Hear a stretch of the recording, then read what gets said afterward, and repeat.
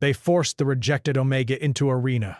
Her shift silenced the crowd and the Alpha King chose her. The kingdom of Varkal was built on stone and fear. Bay. Tall black walls surrounded the capital, and above them rose towers shaped like claws, as if the city itself was ready to strike. In this land, power was everything. Strength decided worth. Weakness decided fate. From the moment a child was born, they were judged. Alphas ruled, Betas followed. Omegas survived, if they were lucky. Erindra had never been lucky. She was born during a broken moon, when clouds swallowed the sky and the wolves howled without harmony. The elders whispered that such nights carried bad signs. Her parents died before she could remember their faces, leaving her without a pack, without protection, and without a place in the world. An Omega without a pack was worse than invisible. She learned early how to stay quiet, how to lower her eyes, how to step aside before someone shoved her. Birds, like useless, weak, and rejected, followed her wherever she went. Worst of all, her wolf never answered her. While other children shifted for the first time and were celebrated, Erindra waited. She waited through pain, fear, and shame. Bare, each year, hope faded a little more. By the time she reached adulthood, people stopped expecting anything from her at all. Bay. They called her Broken Omega. Still, she lived. Ish. She worked in the lower quarters of the city, cleaning stone halls and carrying water for warriors who never looked at her face. At night, she slept in abandoned rooms beneath the city, listening to distant howls echo through the mountains. She told herself that survival was enough. She was wrong. The day of the moon arena arrived with blood-red dawn. Drums thundered through the capital, shaking windows and hearts alike. The moon arena was not used often, only when the rulers wanted to send a message. Today, the message was simple: obedience or destruction. Rumors spread like fire. A border pack had resisted royal command. The council wanted an example, someone weak enough to break, public enough to be seen. Erindra was taken before the sun reached its highest point. Guards grabbed her without explanation. Iron chains snapped closed around her wrists. She did not fight. She had learned long ago that resistance only brought more pain. People watched as she was dragged through the streets. Some laughed, some turned away. None spoke in her defense. She's just an Omega, someone said. A useless one, another replied. Erindra kept her head down, but inside, fear pressed against her chest like a heavy stone. The moon arena gates loomed ahead, massive, carved with ancient symbols of dominance and war. No one entered the arena and left unchanged. Inside, the space was vast. Stone seats rose in circles, packed with nobles, warriors, and common folk. Torches burned along the walls, their flames flickering like restless spirits. At the highest level sat the obsidian throne. There, surrounded by silence, sat King Altharion. He did not move when the crowd roared. He did not smile. He did not speak. He was the Alpha King, ruler of all packs, bearer of an ancient curse tied to his bloodline. His presence alone made the air heavy. Even strong alphas lowered their gaze in respect or fear. His eyes, cold and sharp, swept across the arena without interest, until the guards forced Erindra forward.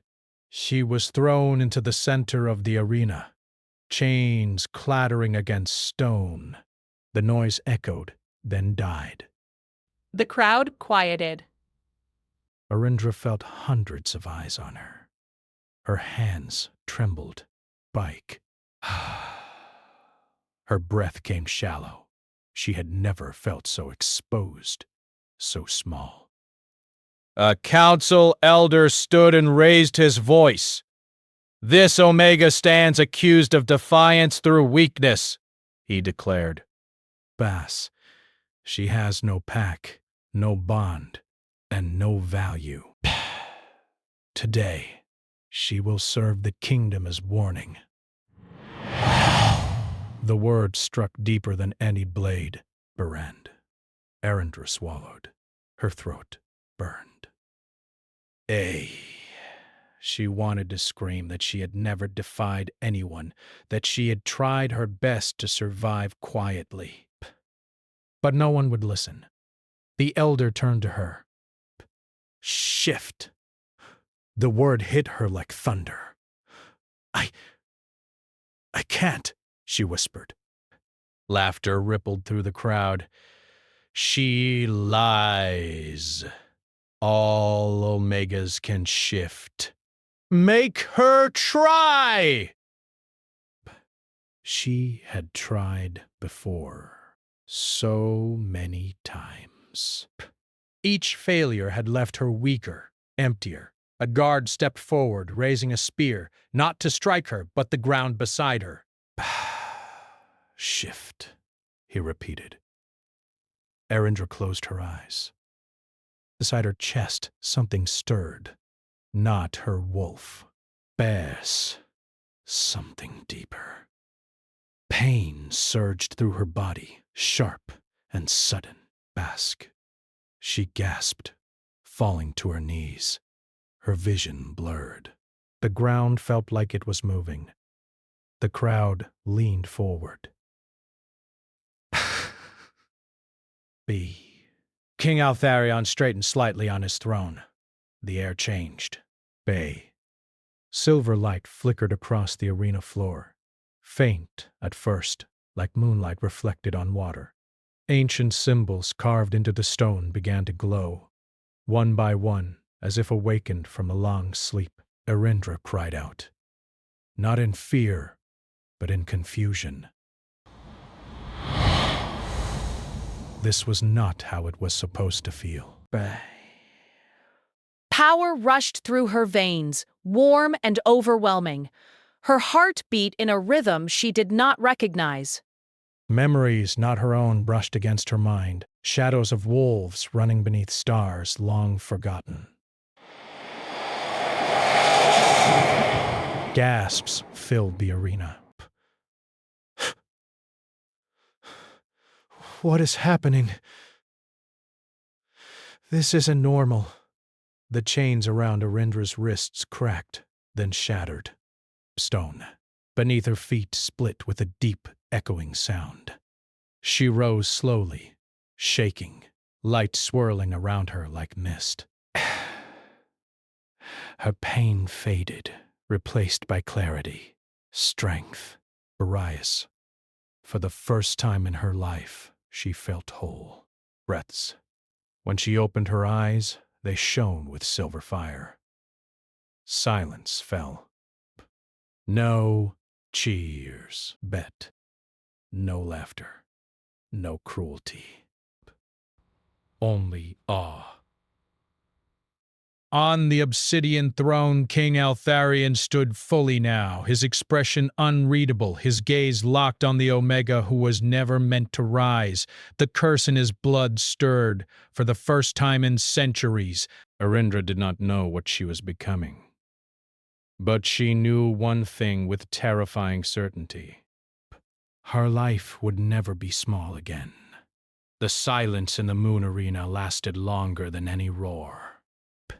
Arindra stood at the center, her breath uneven, her heart still racing. Silver light faded slowly from her skin, but the feeling inside her did not disappear. Strength stayed. Awareness stayed. Something ancient had opened its eyes within her, and it refused to sleep again. She looked around. Hundreds of faces stared back at her. Some were pale with fear, but others filled with disbelief. Warriors who once mocked her now stepped away, their hands tight around their weapons, unsure if they should bow or run. She did not feel powerful. She felt lost. Her hands shook as she lowered them to her sides. The broken chains lay scattered at her feet like dead snakes. She had not meant to break them. She had not meant to do anything at all. Above her, on the obsidian throne, King Altharion remained standing. He did not speak. His eyes, dark as storm clouds, never left her. The curse in his blood stirred like a waking beast. He felt it in his bones, in his breath, in the ancient mark burned into his soul. For centuries nothing had shaken it. Not war, not betrayal, perhaps, not loss. But this Omega had. She should not exist. The council elders began to whisper urgently among themselves. Fear edged their voices. This power, it matches the old markings. The legends were not meant to be real. One elder stepped forward, raising his staff. This is dangerous, he declared. Whatever she is, she threatens the balance. She must be. The king's voice cut through the arena like a blade. Everyone froze. King Altharion descended the steps slowly, each step heavy with authority. The crowd parted without thought. Guards lowered their heads. Even the elders fell silent. When he reached the arena floor, he stopped several steps away from Erindra. Up close, his presence was overwhelming. He was tall, broad-shouldered, his expression carved from control and restraint. Power clung to him like a shadow. Erindra felt it press against her chest. She forced herself not to look away. "You," the king said, his voice calm but edged with warning. "What is your name?" Speaking before the Alpha King was dangerous, yet remaining silent could be worse. "Erindra," she answered softly. And Omega's name carried little weight in this kingdom, but when she spoke it, something shifted in the air. The king studied her, as if searching for something hidden beneath her skin. "You were accused of weakness," he said. "Do you deny it?" She hesitated. All her life, weakness had been the truth forced upon her. But now she felt something else. "I survived," she said. That is all." The king's eyes narrowed, not in anger, but interest. He turned to the council. "This one will not be executed." Shock rippled through the arena. One elder stepped forward, his face tight. "Your Majesty, this being is unstable. Her power could... "She is under my protection," the king interrupted. The word struck harder than thunder. Erindra's breath caught. Protection, not freedom. Psh. Not safety, but survival. Breaths. The council stiffened. "As what?" an elder asked carefully. The king did not look at Erindra when he answered. "As property of the crown." The word landed like a cold chain around her heart. Before she could react, guards stepped forward, not to harm her, but to surround her. The crowd erupted into noise, confusion, fear, and anger mixing together. The moon arena doors opened. Arindra was escorted out, her feet moving as if she were walking through a dream. She did not know whether she was being saved or claimed. Perhaps both. The palace of Varkal was carved from black stone and moon silver. Long halls echoed with footsteps and whispers. Arindra was led through corridors she had only heard about in stories. Servants stared openly. Guards watched closely. She felt every gaze. She was given a room high within the palace, clean, warm, and dangerously quiet. The door closed behind her with a soft click that felt louder than chains. She sat on the edge of the bed, hands clasped tightly. Her wolf stirred inside her again, restless but calm, like a great presence waiting patiently. It did not speak, but it listened. Bask. Hours passed. When the door finally opened, Arindra rose quickly. King Altharion entered alone. The room felt smaller with him inside it. Bow. "You are not a prisoner," he said, as if answering her thoughts. "But you are not free." I understand.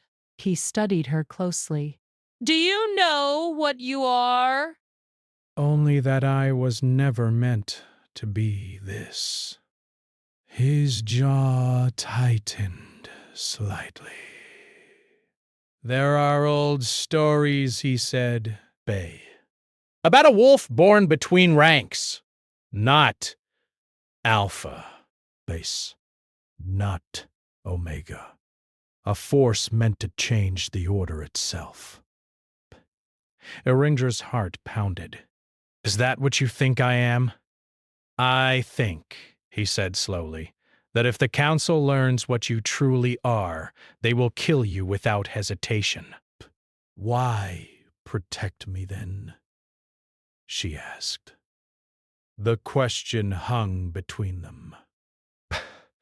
For a moment, something dark passed through the king's eyes. Regret, perhaps, or memory. "Because my curse reacts to your presence," he said. "And anything that touches my curse is dangerous, to them or to me." Bears. She understood only part of that, but the weight of it pressed down on her. "I won't hurt anyone," she said quickly. I never wanted power. He looked at her then, not as a ruler, but as something else. Power does not ask permission, he replied. Silence followed. Finally, he turned toward the door. "Rest. Tomorrow, you will begin training. Not as an Omega, but as something new." Before leaving, he paused. "Do not trust the council," he added quietly. "And do not trust me too easily either." Arindra stood alone again, her heart filled with fear, wonder, and something dangerous. Hope. That night, the moon rose high and pale. Arindra dreamed. She saw a wolf made of silver fire, standing between a broken throne and a bleeding crown. Dark. She felt hands reaching for her, some to claim, some to destroy.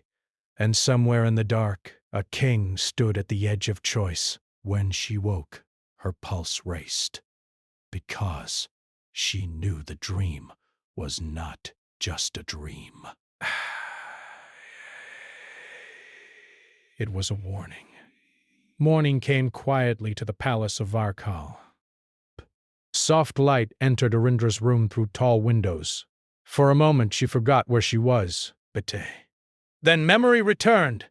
The arena, the silver light, the king's voice, the word property. Something inside her had changed forever.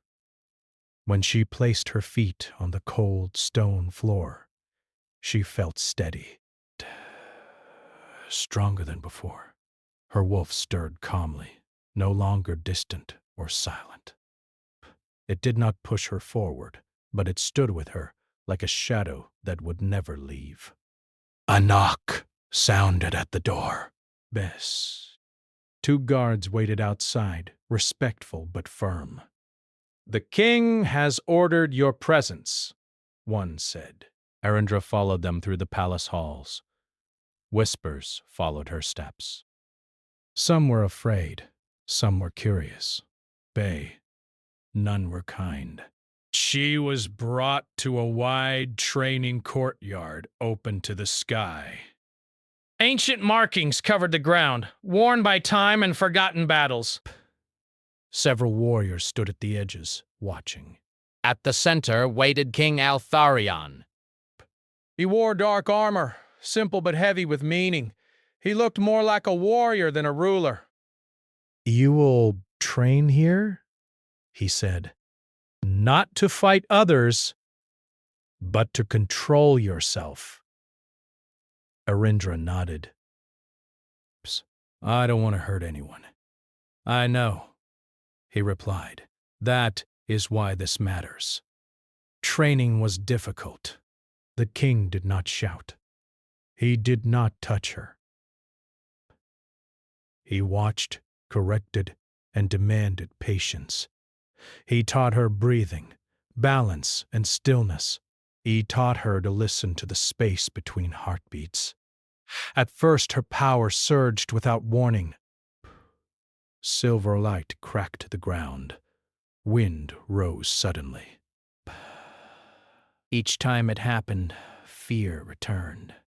"I can't control it," she said once, frustration breaking through her calm.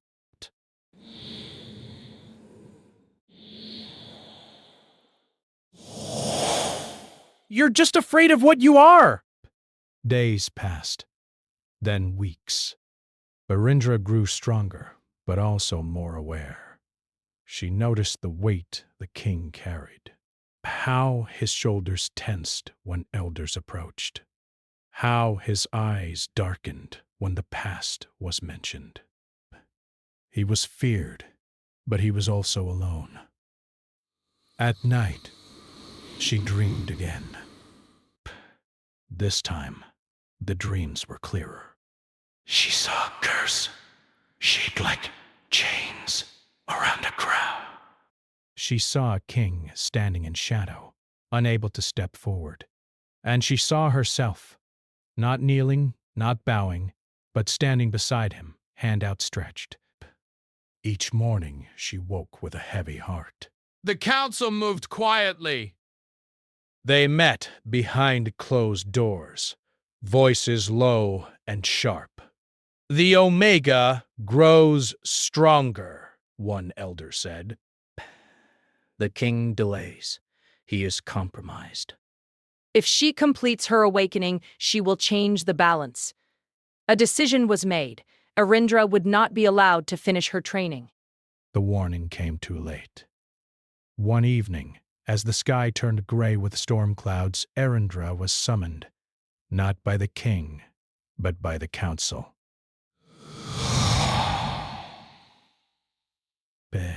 She hesitated. Her wolf stirred uneasily. When she arrived, the chamber doors closed behind her. The elders stood in a half circle. "You are dangerous," one said plainly. "Your existence threatens the kingdom." "I never wanted this," Arindra replied. "I only want to live." "That is not your choice," another elder said. Symbols on the floor began to glow. A binding spell. Pain struck her suddenly, sharp and burning. She cried out as her strength was pulled inward, locked away.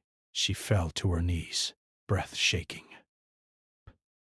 "This will end cleanly," the elder said, "for the good of all."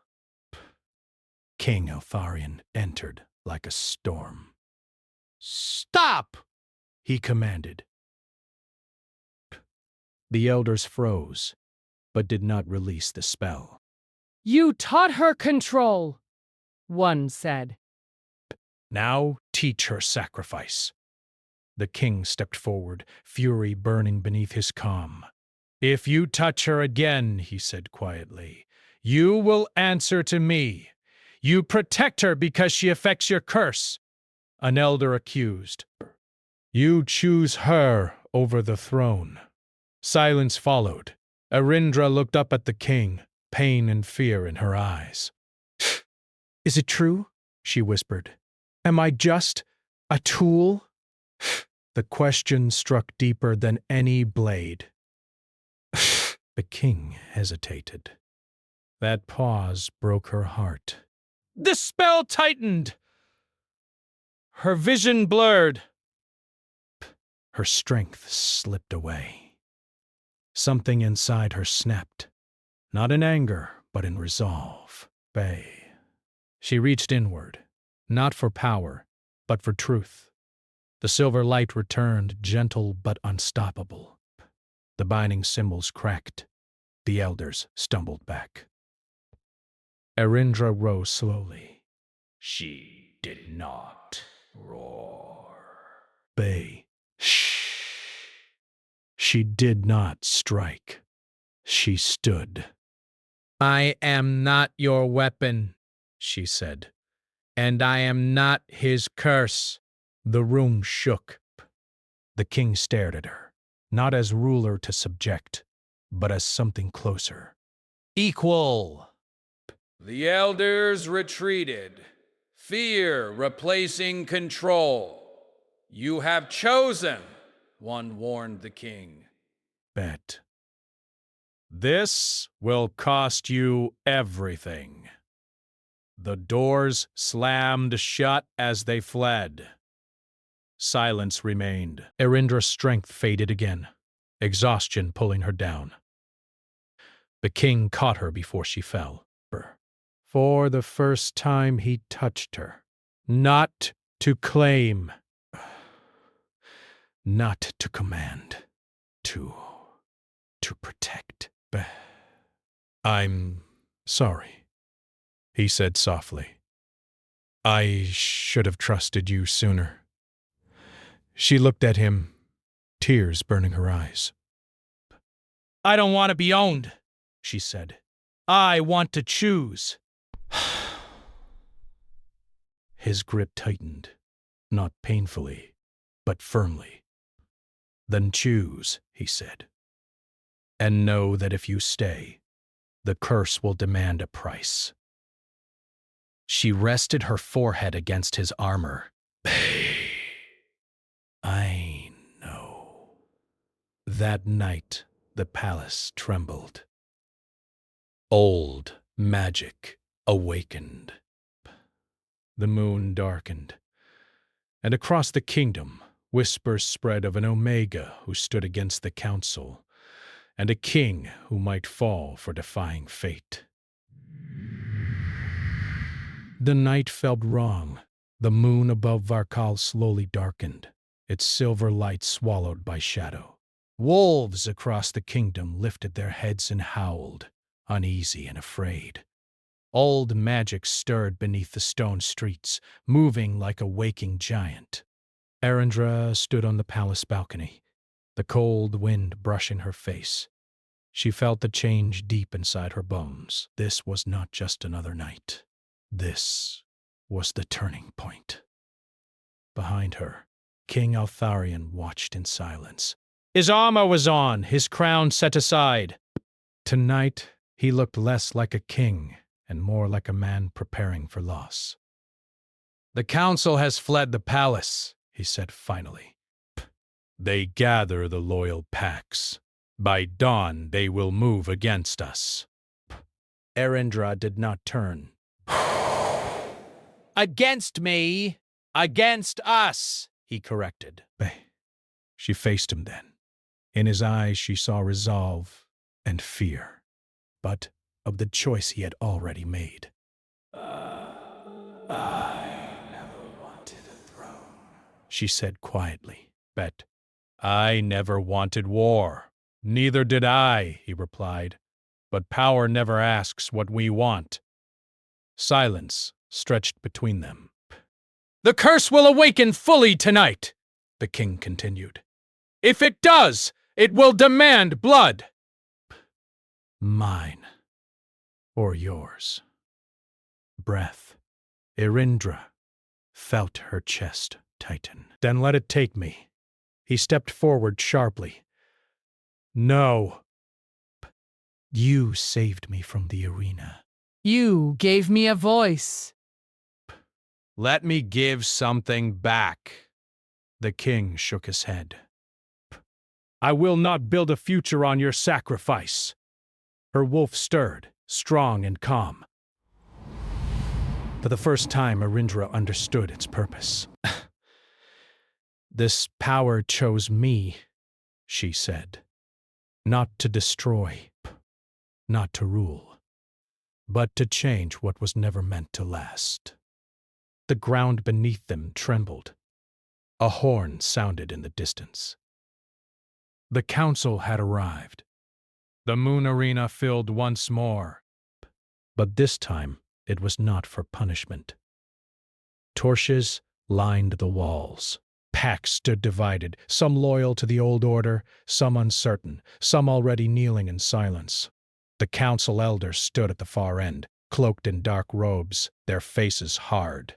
At the center of the arena stood a stone altar, ancient and cracked. "This ends tonight," an elder called out. "The Omega will be bound. The curse will remain." Order will be preserved. Erindra stepped forward alone. Gasps filled the arena. She wore no chains. No armor. Only simple robes and her calm strength. King Altharion followed, but stopped at the edge. "This is my choice," she said softly to him. He clenched his fists but did not stop her. She walked into the center of the arena, the same place where she had once been dragged and mocked. The memories burned, but they no longer controlled her. "I was rejected," she said, her voice carrying clearly. "Dr. Bai." "I was called weak. I was forced to stand here as an example of failure." Breath. Murmurs spread. "But I survived," she continued. "Not because I was strong, but because I endured." Silver light began to glow around her feet. "The old order feeds on fear," she said. "It calls dominant strength and calls silence peace. But it is breaking." "The curse was created to protect kings," one shouted. "Without it, chaos will rise." Breath. Erindra lifted her head. "No," she said. "The curse was created because someone feared change. The moon above fully darkened. The ground split open with a deep sound." Chains of shadow rose from the altar, reaching for both Erindra and the king. Altharion stepped forward at once. Bent. "I accept the curse," he declared. "Let it end with me." Indra cried out. "No!" She ran to him, placing her hands over the shadow chains. Bay.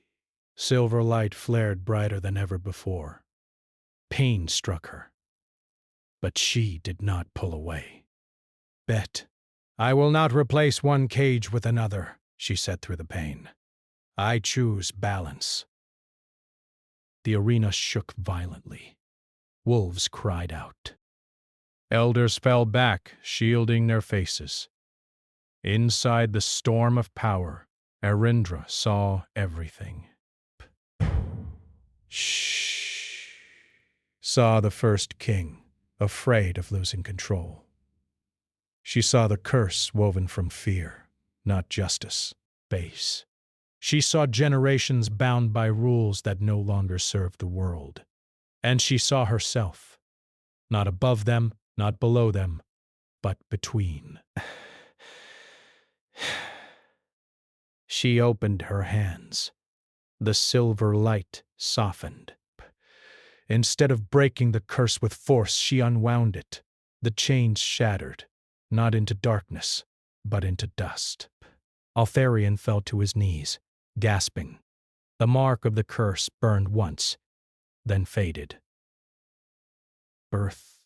Silence fell. The moon slowly returned to silver. Arindra collapsed beside him, exhausted, her power settling like a calm sea. For a long moment, no one moved. Then one wolf stepped forward and knelt. Then another. Then another. Across the arena, packs lowered their heads, not in fear, but respect. The elders stared in horror. The curse is gone.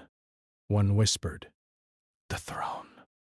"The throne remains," Altharion said as he stood, steady despite the storm he had survived. "But it will not rule as before." He turned to Arindra and offered his hand. Not as command, as choice. She took it. Days later, the kingdom changed. The council was stripped of its power. New laws were written, slowly, carefully.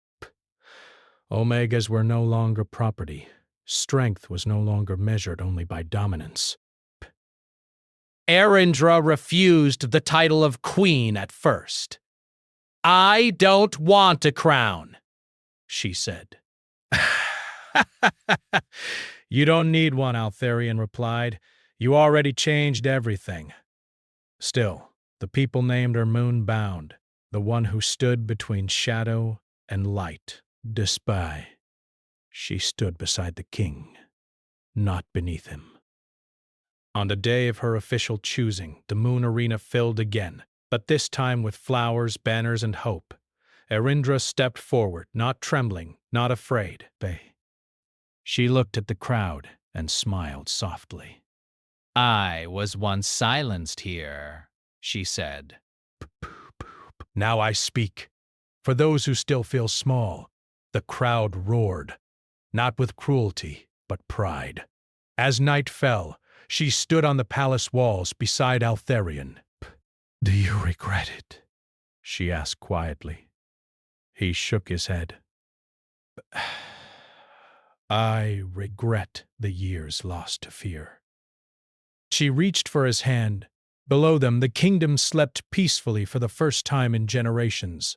The rejected Omega had risen, not through force, not through fate alone, but through choice.